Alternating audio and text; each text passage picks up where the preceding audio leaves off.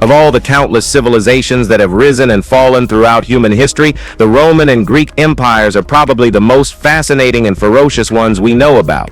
In a relatively short period, they conquered thousands of tribes and peoples from all areas of the world. However, it was not only people that the Romans and Greeks conquered. Our world is a pretty big place, and as they traveled through the deserts of Asia and the jungles of Africa, they also encountered ancient and strange animals and plants, many of which no longer exist today. The Barbarie lion. Well, this lion was not just any lion, it was the most dominant and awe-inspiring of its species. A fuller mane, a richer golden coat, and a presence that demanded reverence. It was a beast of immense might, the sovereign of North Africa's wild terrains. But how did such a majestic creature vanish from existence? Well, by the early 20th century, the reasons were plenty: relentless hunting, destruction of habitat, and disease. But the most significant chapter of its downfall stretches back thousands of years to the core of the Roman Empire and its infamous Colosseum. Here, the Barbarie lion became a symbol of authority and ferocity. Rome's appetite for gore gave rise to a brutal form of execution called damnatio ad bestias, a cruel fate where the condemned met their end in the jaws of wild beasts. For the plebeians, Rome's everyday citizens, damnatio ad bestias wasn't merely punishment, it was a grand spectacle, part of the larger Roman blood sport culture known as bestiary, which had roots as early as the 2nd century BC. And the lead actor in this gruesome performance was the majestic Barbarie lion. Relentlessly pursued, these lions were torn from their native lands only to face a grim fate at the heart of Rome. This lion wasn't just an executioner, it was also the prized rival in Venatio, a staged hunt where gladiators battled wild animals. The word Venatio may mean hunting, but was it truly hunting when the odds were so heavily skewed? During the inaugural games of the Flavian Amphitheater in 80 AD alone, a staggering 9,000 animals were slaughtered. One must ask, what price did Rome pay for its twisted form of entertainment? The blood-soaked grounds of the Roman Forum, the vast expanse of the Septa, and the iconic Circus Maximus echoed with the roars of these lions. Shockingly, the very crowd that roared for carnage had no protective barriers separating them from the wild beasts they eagerly watched. In one particularly savage event, Emperor Commodus is said to have slain 500 lions in a single day. Though countless lions met their end in these brutal games, not all tales spoke of defeat. On rare occasions, the bestiarius, the supposed master of wild beasts, would fall to his opponent. By the time the Roman Empire fell in the 5th century AD, the Barbarie lion was already scarce, and in the centuries that followed, its decline only accelerated. In the 19th century, European colonists reached North Africa. Armed with guns and steel traps, they hunted the Barbarie lion for sport and its prized fur. By the early 20th century, the Barbarie lion had been pushed into extinction. Now here is a tiny question: how the heck can they do that with such an amazing beast? Atlas bear. The rugged Atlas Mountains once reverberated with the growls of a fearsome predator, the Atlas bear. This subspecies of brown bear was a true giant of North Africa and stood as the continent's only native bear species. Towering up to 9 feet and tipping the scale at nearly 1,000 pounds, it was an unmatched presence in the wild. Despite its super hulking frame, its snout and claws were noticeably shorter than its North American cousin, the black bear.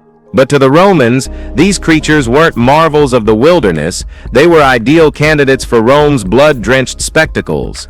The very traits that made the Atlas bear a wonder in nature turned it into a prized exhibit in brutal Roman arenas. There it was pitted not only against seasoned gladiators but also against other vicious beasts in savage duels. One of the most well-known pairings matched the bear with a bull due to their comparable size. To guarantee carnage, arena staff used a grim trick, tethering a rope from the bear's leg to the bull's. This cruel binding forced the two unwilling creatures into a fight, shackled together in fury and fear. But even such dark theatrics didn't always rouse the crowd. When needed, attendants would jab and irritate the combatants until blood was drawn, often ending in the bear's victory. Yet in this pit of violence, even triumph was no salvation. The winning bear was frequently slain by the attendants after the battle. The population of Atlas bears shrank drastically during the Roman period, due to excessive hunting and their forced participation in gladiatorial games. Isolated populations that managed to survive were pushed further to the brink with the rise of modern firearms. The last known Atlas bear is said to have been killed by hunters in 1870, in the mountains near Tetuan. Well, I don't know about you, but humans are pretty dangerous. North African elephant.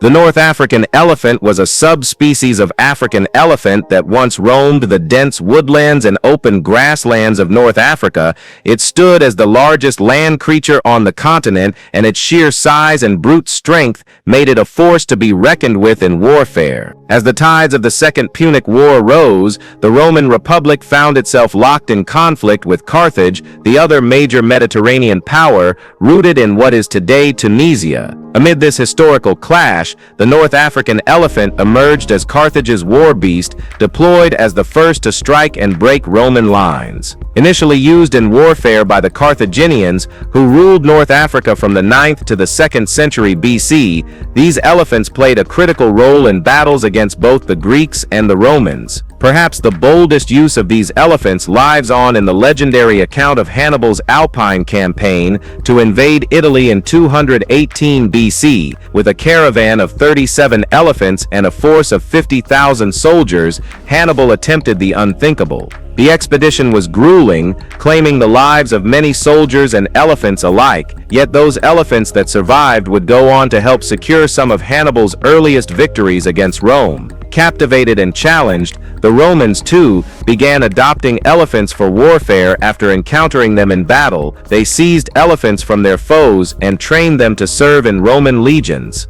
These elephants were deployed in various roles, from charging enemy ranks, demolishing barricades, to trampling rival soldiers underfoot. But was this monstrous strength always a military advantage? Turning such massive beasts into war engines was neither practical nor inexpensive. Their great height and bulk, while intimidating, also made them prime targets for volleys of javelins and swift spear thrusts. And as the art of war evolved, the use of elephants began to decline. Yet, Rome's fascination with these giants didn't fade. The bloodied sands of the Colosseum became their final battlefield. They were turned into regular combatants in the Venecio. In one particularly jaw-dropping clash, an elephant shifted the outcome of a duel with a rhinoceros by blinding it using a shattered spear held deftly in its nimble trunk. Rome's insatiable hunger for savage entertainment peaked under Augustus Caesar. An astonishing 3,500 elephants met a grim fate in the arena under his rule. This unending spectacle of brute force, paired with extensive hunting, marked the downfall of the subspecies. By the 4th century AD, the resounding trumpets of the North African elephant that once echoed through the land had fallen silent. Silphium. Animals weren't the only part of nature pushed to the edge by the ever-hungry expansion of the Roman Empire. Plants, too, fell victim, including one so prized for its healing and culinary powers that it was once used as currency. This was Silphium, a botanical wonder from ancient Cyrenaica, now part of modern-day Libya.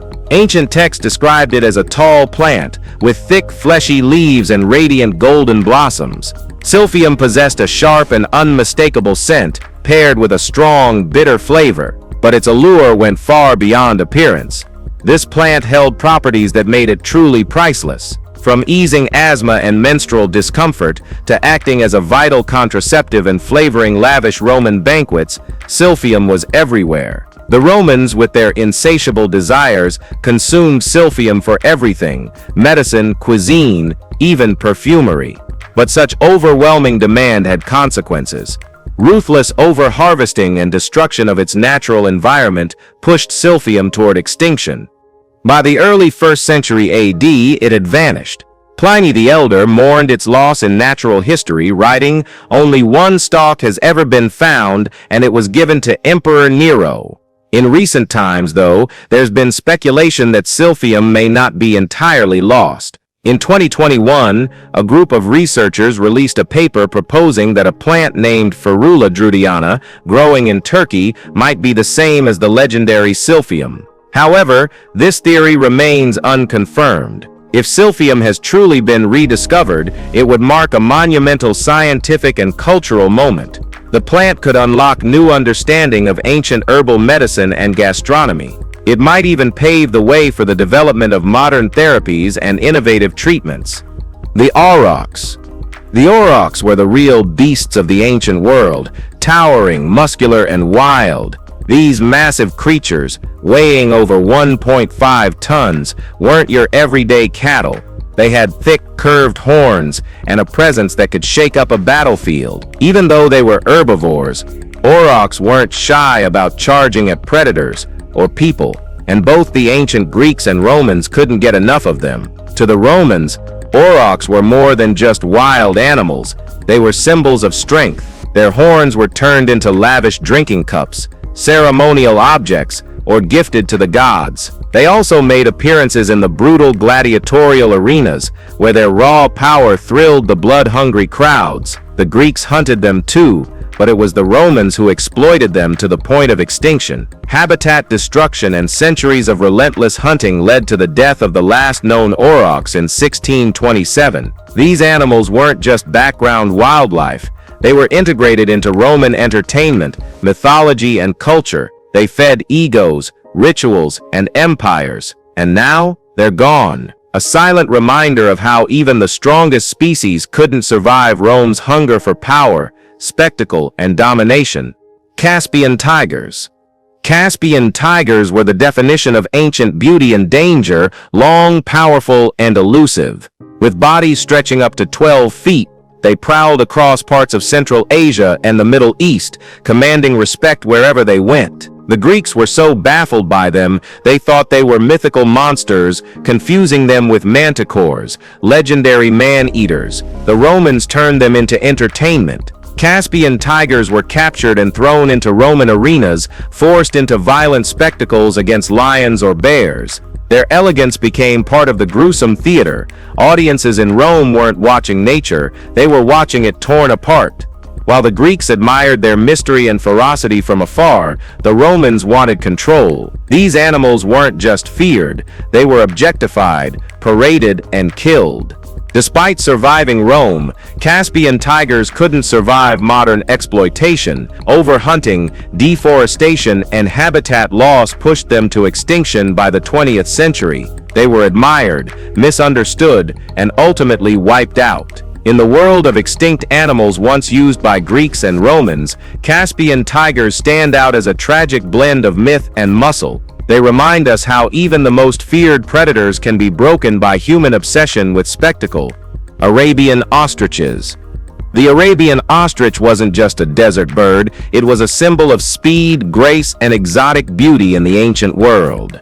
Roaming the dry landscapes of the Middle East, it stood up to 7 feet tall, and though smaller than its African cousin, it was still a sight to behold. Both Greeks and Romans were intrigued by its bizarre looks and lightning-fast sprint. The Romans, of course, took it a step further. They imported these ostriches to entertain in their brutal games. Some were hunted down in the arena, while others were simply paraded for the visual thrill of the crowd. Their feathers were turned into status symbols, their meat into delicacies, and their eggs into luxury goods. These birds became products, not creatures. For the Greeks, the Arabian ostrich was more curiosity than conquest, but for the Romans, it was yet another tool for decadence. Over time, hunting and habitat destruction pushed the species to the edge. By the mid-20th century, the Arabian ostrich had vanished entirely. Its story fits perfectly within the theme of extinct animals used by ancient civilizations, beautiful, wild, and utterly consumed by the hunger of empires that believed nature existed solely for their use. Alright, now, let's end this with Mediterranean right and gray whales. The vast blue stretch of the Mediterranean Sea was once inhabited by two marine titans, the right whale and the elusive gray whale. but their presence began to vanish, possibly due to an ancient practice that history often overlooks: whaling. The Romans, infamous for their relentless pursuit of wild beasts, likely saw immense value in these marine giants, harvesting them for meat, oil, and durable whalebone to fashion tools and weapons. Recent discoveries of puzzling whale bones at ancient Roman fish salting plants in Gibraltar provide compelling clues about this forgotten practice. Could the Romans have driven these whales to extinction in the Mediterranean? Researchers increasingly think so. However, there are complicating factors. Linguistic evidence is murky. Greek terms like ketos and Latin cetus referred broadly to sea monsters or big fish and were used for various large marine animals, including turtles and sharks. Moreover, the Romans lacked the technology to hunt whales in open seas. They would have needed the whales to approach the shore to be captured. A passage from Pliny the Elder, a first-century Roman naturalist, supports this idea. He recounted killer whales ambushing mother whales and calves near the Strait of Gibraltar. It's highly likely that the even warmer and shallower waters of the wider Mediterranean beyond the strait drew whales closer to shore, providing easier targets for Roman fishermen. Today, the Mediterranean no longer hosts either right or gray whales. Instead, only occasional appearances of sperm whales or humpbacks are recorded. The coastal hunting of even these modern giants would have been far beyond what the Romans were capable of. Tragically, the legacy of right and gray whales in the Mediterranean now survives only through ancient texts and bones buried beneath Roman ruins. Gray whales now survive only in the North Pacific, while right whales, critically endangered, are found solely off the eastern coast of North America. So, what do you think about Romans and Greeks? Well, let us know in the comments below, and we hope you've enjoyed this video. If you did, please like, share, and subscribe. Thanks for watching, and we'll see you soon.